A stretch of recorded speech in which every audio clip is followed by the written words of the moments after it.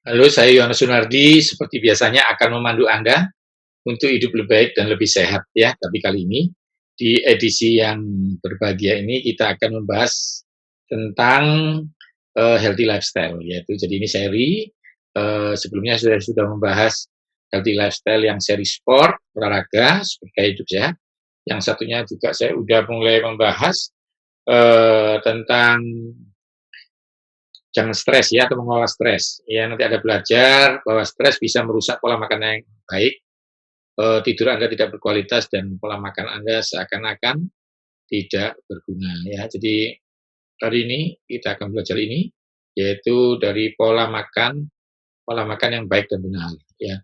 Jadi kita akan bahas ini, siapkan catatan Anda, kita akan membahas ya. Jadi diet itu apa sih? Begitu ya. Sebelum kita bicara agak panjang, kita akan bahas dulu diet itu apa. Kita akan lihat materi dulu. Jadi diet itu adalah sebenarnya pola makan yang baik dan benar atau pola minum yang baik dan benar. Proper diet yaitu pola makan yang benar ya. Jadi diet itu bukan tidak makan tapi ngatur pola makan. Ini yang seringkali kita salah. Diet garam tidak pakai garam, salah. Diet itu menggunakan garam dengan ukuran semestinya ya. Karena setiap orang spesifik ya. Gaya hidup sehat itu ada 4. Yang pertama pola makan dan minum yang benar. Itu hampir 60%, lalu olahraga yang teratur ya 20% dan istirahat yang cukup 20%. Jadi hari ini kita akan bahas paling banyak 60%, tapi semuanya ini batal kalau Anda stres. Karena itu di edisi stres Anda belajar bahwa mengurangi dan mengelola stres itu penting. Sebelum Anda belajar tentang bagaimana ini makanan, diet, kita harus tahu fungsinya dulu. Yang pertama adalah memastikan fungsi tubuh berjalan. Jadi Anda pastikan tubuh Anda berjalan fungsinya. Bisa melihat, bisa mendengar, bisa berjalan, bisa duduk. Ya, nanti pasti ada sesuatu kekurangan kalau Anda tidak bisa itu. Contoh, Anda ke dokter, Anda bilang, dok kok saya tidak bisa mendengar, dok kok saya tidak bisa berjalan, dok kenapa saya habis duduk, berdiri itu pusing. Nah, itu fungsi-fungsinya terganggu.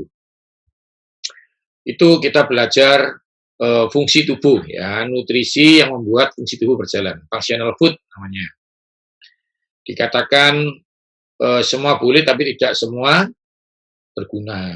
Itu ya, Anda bisa belajar itu. Lalu juga perbaikan, membangun, ya, building food. Ya, Alkitab juga mengatakan semua boleh tapi tidak semua membangun. Nah, itu apa? Membangun rambut, membangun daya tahan tubuh, membangun kulit. Ya, jadi kulit Anda ini melakukan satu regenerasi ya. Lambung, fungsi jantung, perbaikan, setelah dipakai bertahun-tahun, tulang Anda, mencegah osteoporosis, ya, kuku, ya, zinc, wah macam-macam itu ya. Nanti kita akan belajar di edisi organ tubuh. Sekarang kita juga yang lainnya memberikan energi, jadi beda ya. Yang satu memastikan fungsinya berjalan, yang satu memastikan bisa berjalan. Nah, itu.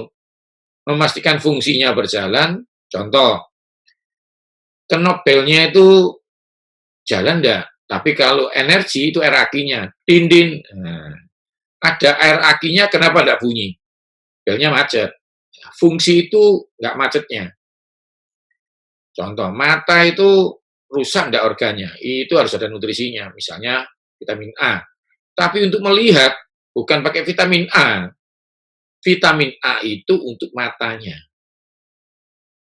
Tapi untuk melihatnya pakai energi, gula namanya. Karena itu kalau kurang gula, pusing, lihatnya kabur. Anda mengerti ini ya? Seringkali orang nggak mengerti ini, sehingga akhirnya nggak tahu. Lalu menjaga daya tahan. Ini orang bingung, antara energi dan daya tahan, itu sangat berbeda. Kekuatan itu dari energi. Dapat energi, jadi kuat. Nah, nanti kekuatannya dihitung. Namanya power. Tapi power itu bukan endurance. Contoh, ada orang bisa main badminton, punya energi, tapi ronde kedua pingsan. Nah, itu energinya enggak panjang. Nah, namanya daya tahan. Itu ada nutrisinya sendiri, karena itu atlet kita kasih ini supaya dia bisa bermain beronde-ronde. Kalau Anda mengerti ini, maka Anda dari pagi sampai malam masih fit.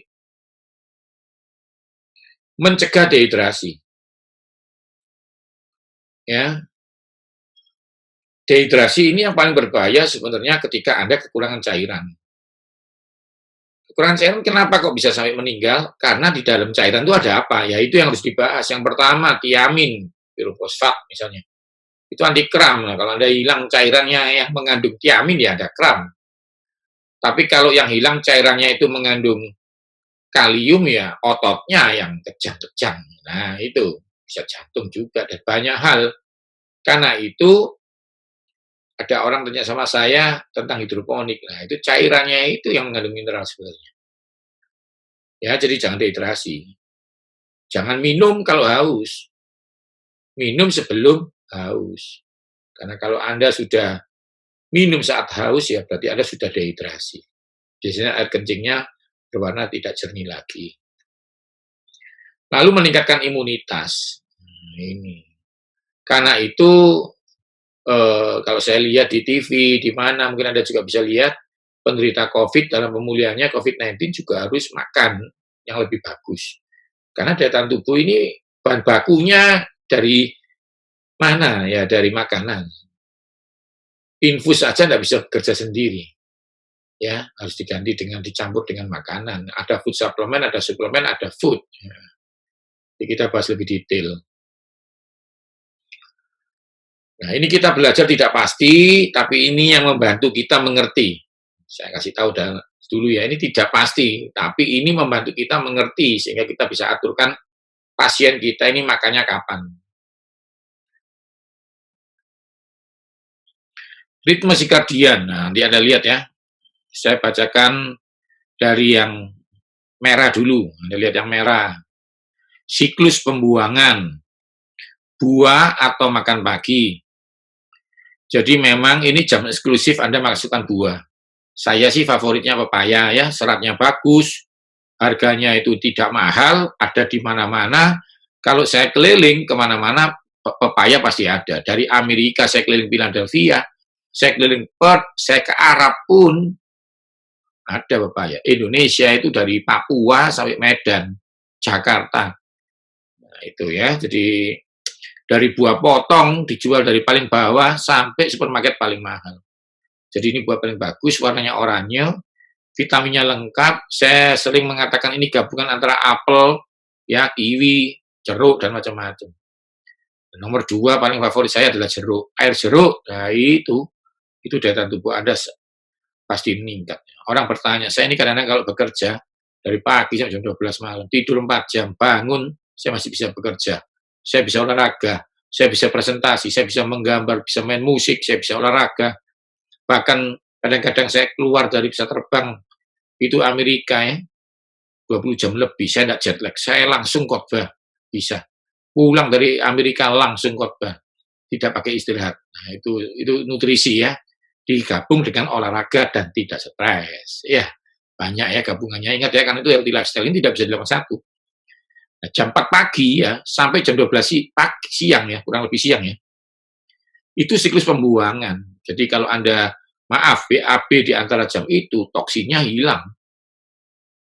Bagaimana dengan BAB kalau sore hari dan malam hari? Ya, itu ekstra ya. Tapi intinya menurut saya ini, dibiasakan aja. Jadi seringkali memang faktor kebiasaan juga pengaruh ya, faktor psikis gitu ya. BAB, nanti akan saya bahas bagaimana BAB itu ya, karena ini ada penyakitnya sendiri ya. Oke, jadi makan pagi paling bagus jam itu. Pak, makan pagi paling bagus jam berapa?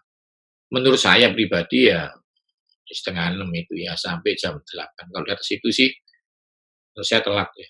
Menurut saya telat. Oke. Lalu siklus kedua adalah siklus pencernaan. Jam 12 siang sampai jam 20 malam. Itu makan siang dan makan malam. Ya, jam 12 sampai jam 2, lalu jam 4, jam 5 Anda bisa snack, lalu Anda ya terakhir makan jam 6, jam 8 lah ya. Itu. Nanti kalau biasanya memang kalau kerja ya, di atas jam 12 malam, ya saya makan sedikit lagi ya, karena kadang-kadang butuh energi. Ingat ya, Anda tidak usah ekstrim, Anda yang tahu. Nah, kalau Anda tidak bekerja sampai jam 11 malam, Anda makan ya pasti gemuk, ya. Ingat ya, digabung olahraga dan banyak hal. Jadi tidak bisa kita bahas satu persatu. Itu jam pencernaan, ya, dicerna gitu ya. Jadi Anda ya makan yang bagus, protein banyak, karbohidratnya tidak usah banyak. Apalagi kalau berani berjajan yang enak-enak ya, ya nasinya dikurangin. Nanti kita belajar di komposisi itu ya. Lalu Anda lihat jam 20 malam sampai jam 4 pagi itu jamnya tidur, karena apa? Itu jam penyerapan. Ingat ya, ini tidak pasti, tapi ini membantu kita mengatur. Kadang-kadang perangkat itu tidak pasti, tapi membantu kita mempermudah. Jadi jangan ekstrim. Pak, saya kalau pindah negara kan, ya itu nanti diatur sendiri. Ini ngomong harian, ya nanti itu kasus talk show aja. Ada tanyakan sama saya. Karena saya ini juga keliling. Saya ini bisa ngajar di Amerika, bisa ngajar di Indonesia. Tapi saya sehat. Kenapa? Karena saya ngatur, tidak ekstrim. Nah, beberapa pengajar memang ekstrim, ya karena tidak pernah keliling. Ya, mohon maaf ini perkataan ini, tapi menurut saya seperti itu. Sehingga itu teman saya sendiri, ya, dia ngajar makan kiwi di Papua, ya nggak bisa di Papua nggak ada kiwi, ya.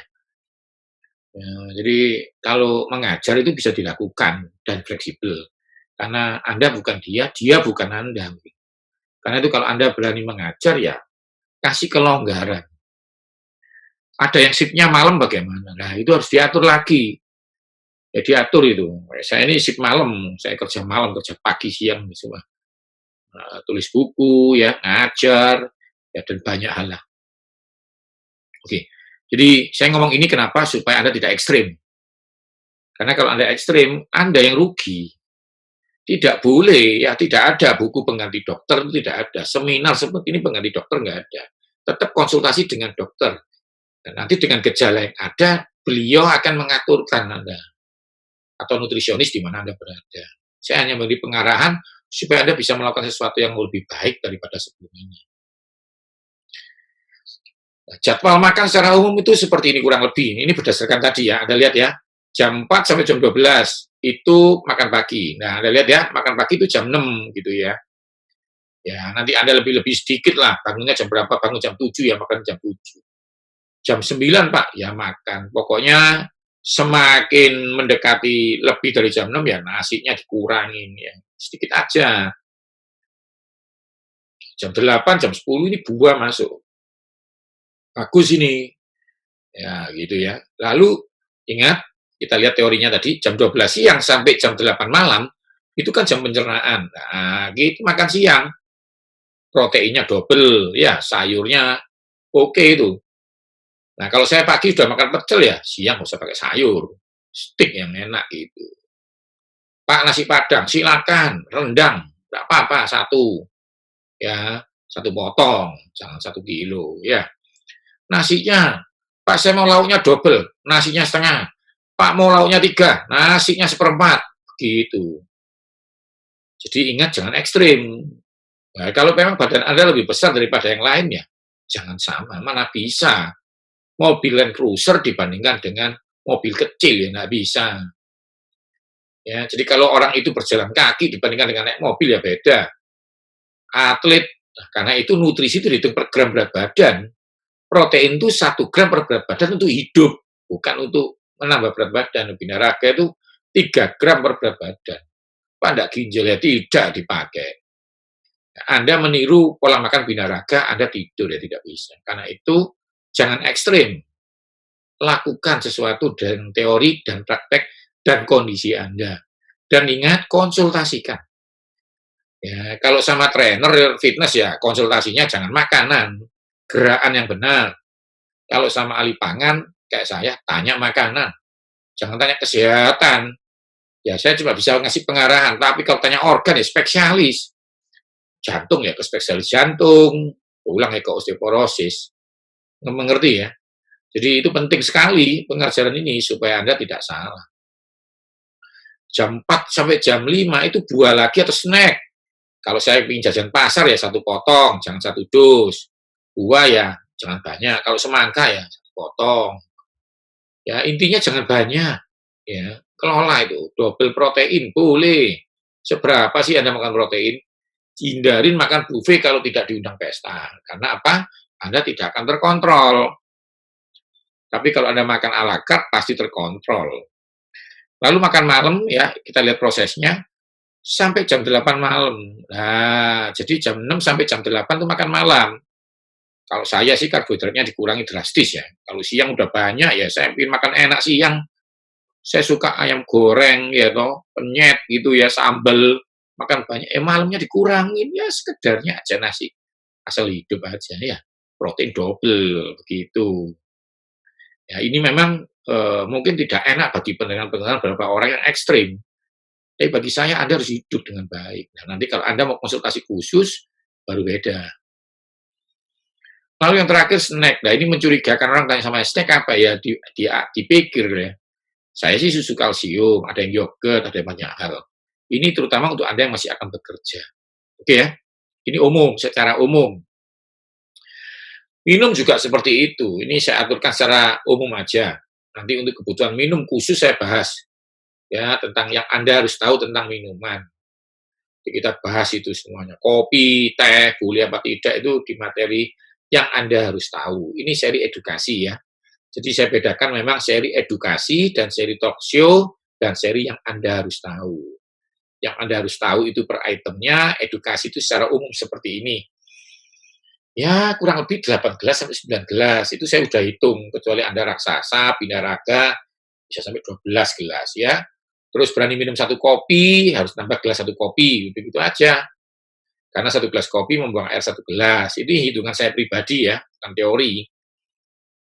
Jadi intinya karena sifatnya diuretik. Jadi ya jam 5 sampai jam 7 satu gelas, jam 9 sampai jam 10 satu gelas, jam 12 sampai jam 2 dua gelas, kurang lebih itu ya karena siang kan cenderung panas ya.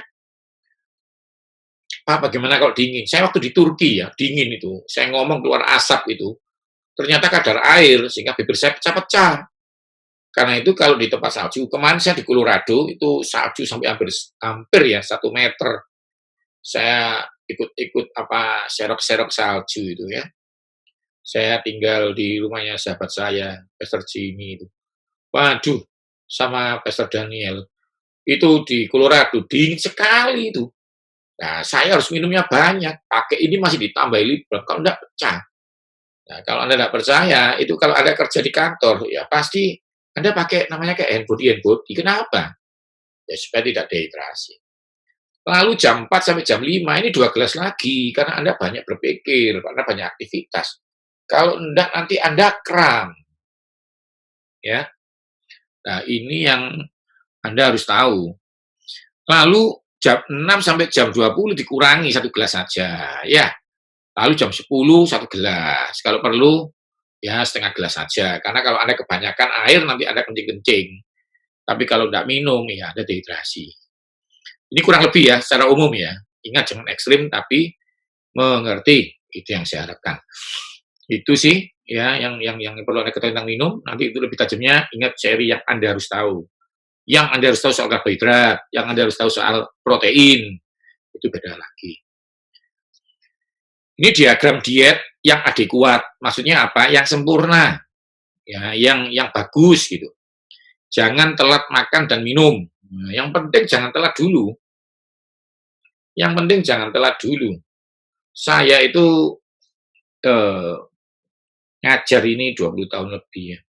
Saya udah lihat orang yang rewel-rewel itu ya, pasti sakit. Ya kalau rewel di kota, di tempatnya ya enggak apa-apa. Tapi kalau Anda traveling, ya Anda sakit. Kalau Anda sakit, ya Anda opname. Jadi bagi saya jangan telat makan dulu. Saya tidak membuat Anda makan salah ya. Jangan telat dulu, itu penting. Untuk supaya nggak telat apa? Siapkan, direncanakan. Yang kedua, jenisnya benar. Tadi itu loh, berguna nggak? Membangun tidak? Lalu, jangan kecanduan. Ya. Dikatakan di Alkitab begini, semua boleh tapi tidak semua berguna. Semua boleh tapi tidak semua membangun. itu building food. Semua boleh, tapi aku nggak mau diperhamba, nggak mau kecanduan. Minum kopi boleh, jangan kecanduan. Ya, saya juga minum kopi, tapi saya nggak minum juga nggak apa-apa. Saya pernah keluar kota nggak minum seminggu nggak apa-apa. Memang kadang-kadang ada rasa yang hilang, ada, itu sudah pasti. Karena sifatnya dia kan ya, stimulan ya. Lalu jamnya benar. Ini ilmu saya.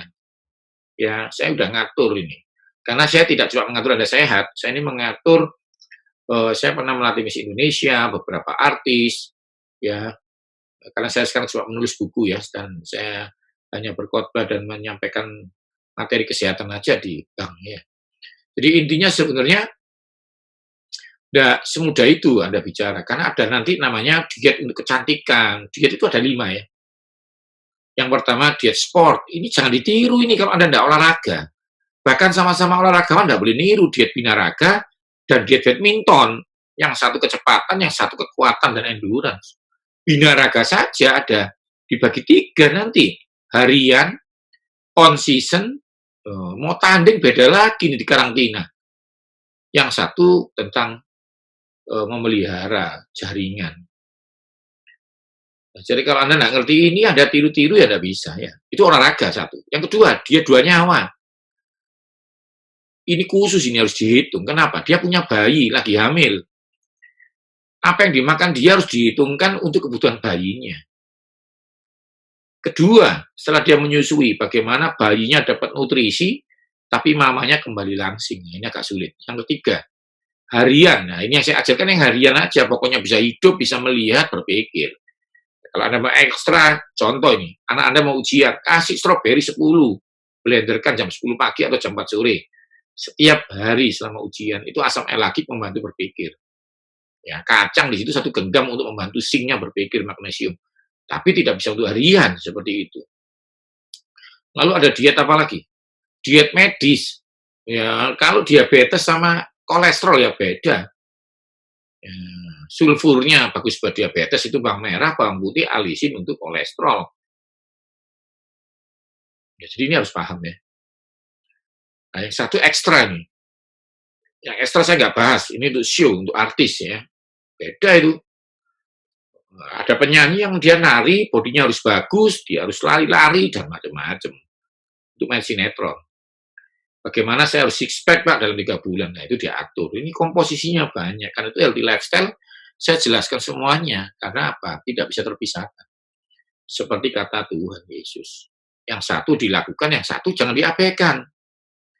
Lalu kita ngomong, pagi itu apa sih? Ya, kalau ikan lebih bebas dimakan pagi, siang, malam. Ya, kalau daging sapi paling bagus siang. Ya, kalau mau malam makan siang, makan malam daging sapi ya, paginya ikan aja sama sayur. Ayam bebas ya dimakan pagi siang malam, tapi leher dan kepalanya tidak boleh.